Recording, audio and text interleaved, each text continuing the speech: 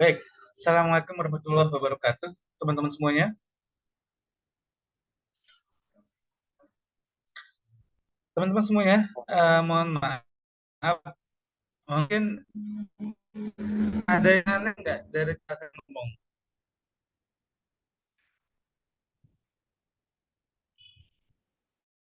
Nggak dari cara saya ngomong? Beda nggak ya?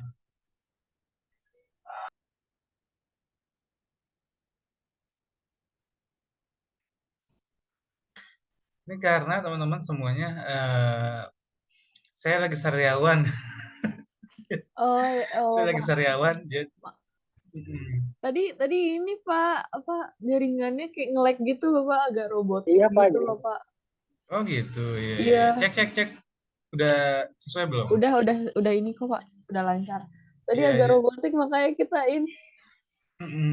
Jadi saya maaf ngomongnya rada-rada aneh gitu ya, karena saya lagi sariawan teman-teman. Lidah saya sariawan karena semalam saya makan, gigi saya patah yang belakang gitu. Jadi semalam saya makan gigi geraham saya yang belakang itu patah. Nah, entah patahnya itu karena memang gigi saya rapuh atau entah karena saya makan batu kali ya, bagaimana gitu ya. Emang Jadi emang bisa Pak gigi geraham patah. patah, benar-benar patah. Saya juga wah patah gitu ya. Nah, itu karena lubang, karena bolong juga kayaknya tuh. Nah, jadi ya udah ketika gigi saya geram saya patah, giginya itu kan yang patahannya itu ada yang tajam-tajamnya gitu ya. Nah, itu kena lidah langsung sariawan, teman-teman. Jadi, saya ngomong itu susah. Ini saya ngomong sambil keluar air mata, teman-teman, karena sakit. Kayaknya kebanyakan ini Pak, mesen Gojek bebek kaleo sama Solaria Pak. Bisa aja. Oke, gitu ya, teman-teman semuanya. Jadi mohon maaf kalau saya ngomong agak terbata-bata karena memang banget saya ngomong ini bisa sambil sariawan seperti itu. Teman-teman semuanya, selamat datang pada perkuliahan Sistem Informasi Manajemen pada semester ini, teman-teman semuanya. Semoga apa yang kita pelajari nanti adalah sesuatu yang menyenangkan, teman-teman semuanya, seperti pertemuan-pertemuan perkuliahan pada sebelumnya, ya. Namun teman-teman semuanya perlu digarisbawahi bahwasanya dosen Sistem Informasi Manajemen itu ada dua, ya. Kita tandem. Jadi ada saya dan yang kedua ada Pak Rai, teman-teman semuanya. Para itu nanti akan masuk setelah UTS, ya. Namun sebelum UTS itu teman-teman masih bersama dengan saya. Seperti itu. Jadi nanti dengan saya itu adalah konseptualnya, ya. Dengan saya itu adalah bagian konseptual dan juga teoritisnya. Lalu bersama dengan Pak Rai itu adalah untuk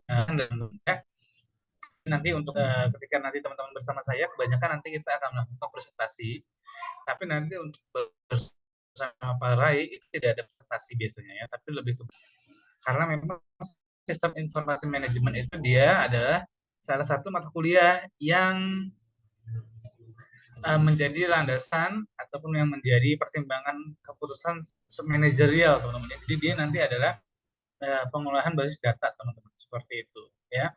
Tapi nanti untuk awalan ini dia hanya konseptualnya saja. Setelah konseptual baru masuk ke pembahasan selanjutnya ya yang lebih mendalam terkait dengan perhitungan-perhitungan datanya, teman-teman. Seperti itu.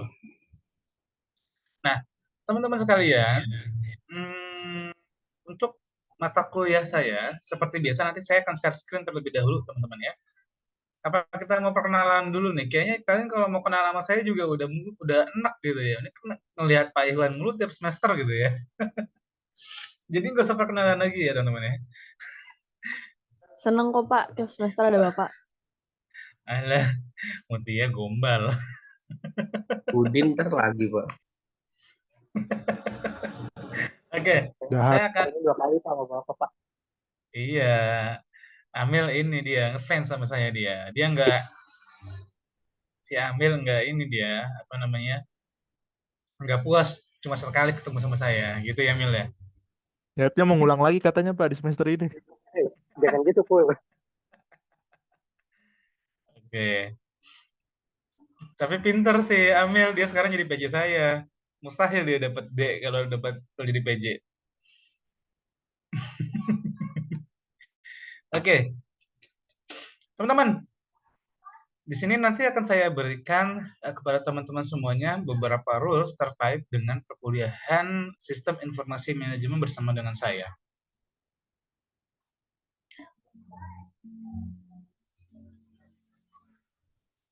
Terkait dengan peraturan ya, teman-teman semuanya. Yang pertama, teman-teman semuanya. Peraturan mengenai kehadiran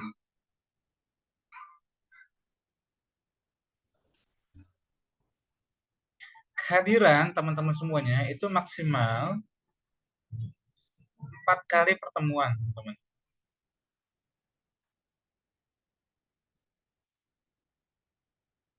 Nah, kehadiran itu teman-teman semuanya maksimal 4 kali pertemuan. Jadi teman-teman semuanya ketika nanti melakukan perkuliahan, teman-teman semuanya boleh tidak hadir, tapi hanya 4 kali pertemuan, teman-teman ya.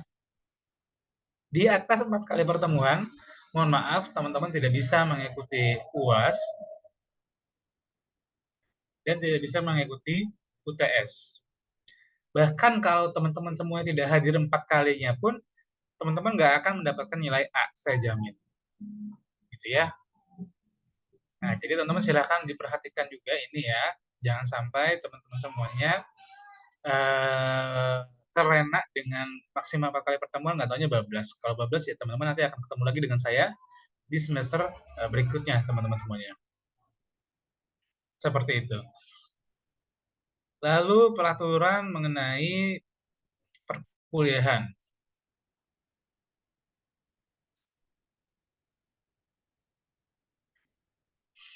Yang pertama adalah peraturan ketika online. Yang kedua adalah peraturan ketika offline. Untuk peraturan online, teman-teman semuanya, teman-teman wajib untuk on cam. Ya. Lalu yang kedua, ketika teman-teman semuanya melakukan perkuliahan secara online dan teman-teman semuanya punya punya keterbatasan ketika harus online ataupun punya ketika teman-teman semuanya tidak bisa untuk online, teman-teman harus konfirmasi langsung ke saya. Ya. Konfirmasinya dalam bentuk apa? Boleh dalam bentuk direct chat di Zoom ataupun ke WhatsApp.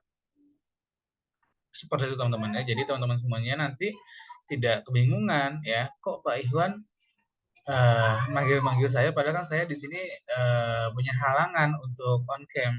Nah, teman-teman karena kalau saya tidak dikasih beritahu ya pasti saya akan terus meminta teman-teman untuk on cam. Tapi kalau saya dikasih tahu duluan, Pak, saya nggak bisa on cam karena device saya rusak dan lain sebagainya, itu silakan konfirmasi ke saya, ya. Yang kedua, peraturannya untuk offline. Aduh. Jadi perkuliahan kita ini dilaksanakan secara hybrid, teman-teman ya. Kadang kita online, kadang juga perkuliahan ini dilaksanakan secara offline juga, teman-teman semuanya. Seperti itu, ya. Untuk yang offline, bagaimana Pak peraturannya? Untuk yang offline, ya peraturannya simpel. Yang pertama, kedatangan maksimal slotnya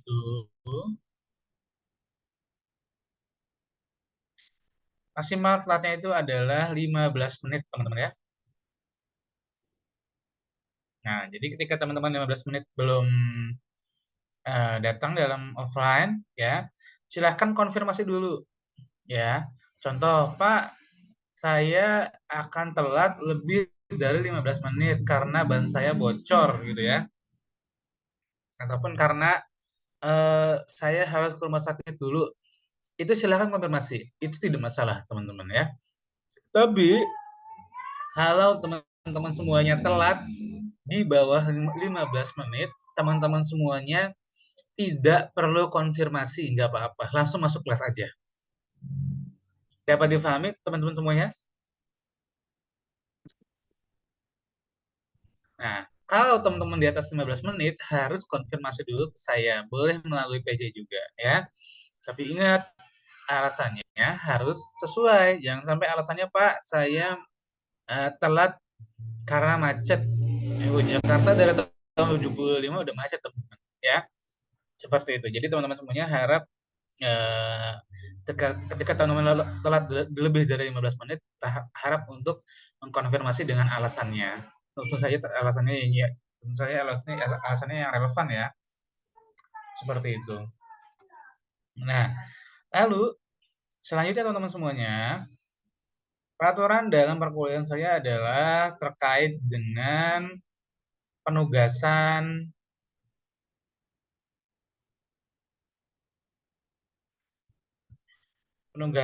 dan juga UAS dan UTS. Untuk penugasan dan UAS dan UTS, teman-teman semuanya harus mengerjakan tugasnya dengan baik, ya. Lalu teman-teman semuanya, untuk UAS dan UTS ini, ketika saya konfirmasi, teman-teman harap segera melaporkan diri.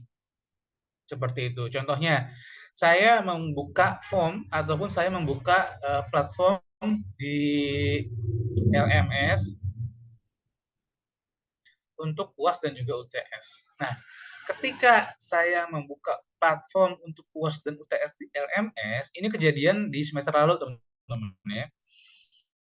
Ketika teman-teman semua upload di LMS, teman-teman semuanya terkait dengan UAS dan UTS ini, silahkan teman-teman semua screenshot ya ketika teman-teman sudah berhasil upload di LMS. Kenapa? Karena kejadian dari beberapa semester sebelumnya, ketika teman-teman semuanya memasukkan data UAS di LMS itu, teman-teman semuanya, LMS tidak merecord data teman-teman semuanya.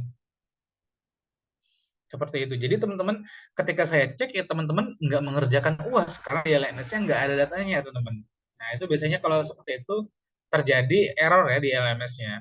Nah, saya prefer teman-teman semuanya nanti ketika teman-teman semuanya mengupload tugas atau ketika teman-teman semuanya mengupload UAS dan UTS, jangan lupa didokumentasikan dalam bentuk screenshot di LMS teman-teman semuanya ya. Supaya apa? Supaya teman-teman bisa klaim. Supaya teman-teman bisa klaim terkait dengan dokumen UAS-nya. Contohnya, Pak, ini saya tertera tidak mengerjakan UAS ataupun UTS. Karena kalau teman-teman tidak mengerjakan UAS dan UTS, pasti teman-teman nanti disiakannya akan BL. Apa itu BL? BL itu artinya adalah belum lulus, teman-teman semuanya. Seperti itu. Nah, kalau ternyata teman-teman semuanya disiakannya BL, tapi teman-teman semuanya merasa sudah mengerjakan UAS ataupun UTS, sama seperti semester lalu, saya lupa siapa ya yang saya BL, tapi ternyata dia ada bukti otentiknya dalam bentuk screenshot ketika dia upload UTS ataupun UAS. Itu teman-teman semuanya bisa dijadikan acuan untuk banding kepada saya. Nanti saya akan memperbolehkan mahasiswa tersebut untuk mengupload UAS sekali lagi, baru nanti saya cek, saya periksa, teman-teman. Seperti itu. Jadi supaya adil teman-teman ya, seperti itu. Karena takutnya sistem di LMS-nya itu lagi error, dia tidak bisa merecord UAS dari teman-teman semuanya. Nah, dengan adanya dokumentasi dalam bentuk screenshot ini, semuanya akan diuntungkan. Teman-teman diuntungkan sehingga teman-teman terhindar dari BL, saya juga diuntungkan terhindar dari yang namanya manipulasi data, teman-teman. Seperti itu. Apakah dapat dipahami, teman-teman semuanya? Dipahami, Pak. Dapat dipahami ya. Oke, yang lainnya silakan.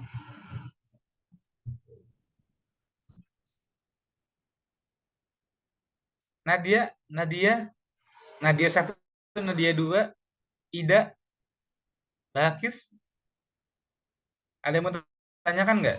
Yuda,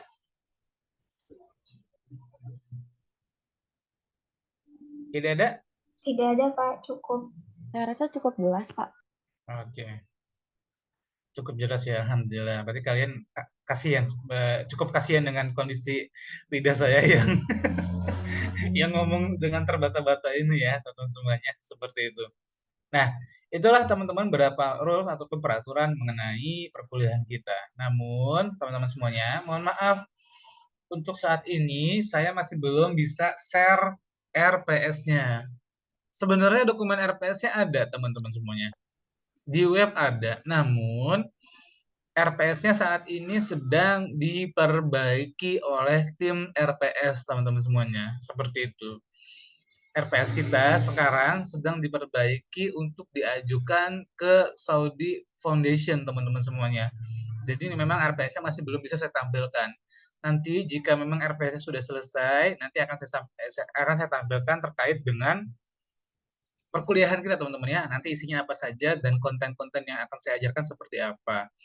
Nah, lalu untuk pertemuan besok bagaimana Pak? Untuk pertemuan minggu besok, kalau belum dibagiin RPS-nya kan saya nggak bisa, kan kami nggak bisa bagi kelompok Pak. Tenang aja, untuk pertemuan besok kita akan lakukan secara offline, namun saya yang akan langsung memberikan pembelajaran secara metode ceramah teman-teman semuanya. Nah, di minggu lusanya baru kita akan mulai untuk melakukan presentasi teman-teman semuanya. Ya, seperti itu harapannya minggu besok saya udah bisa untuk share RPS terkait mata kuliah ini kepada teman-teman semuanya. Seperti itu.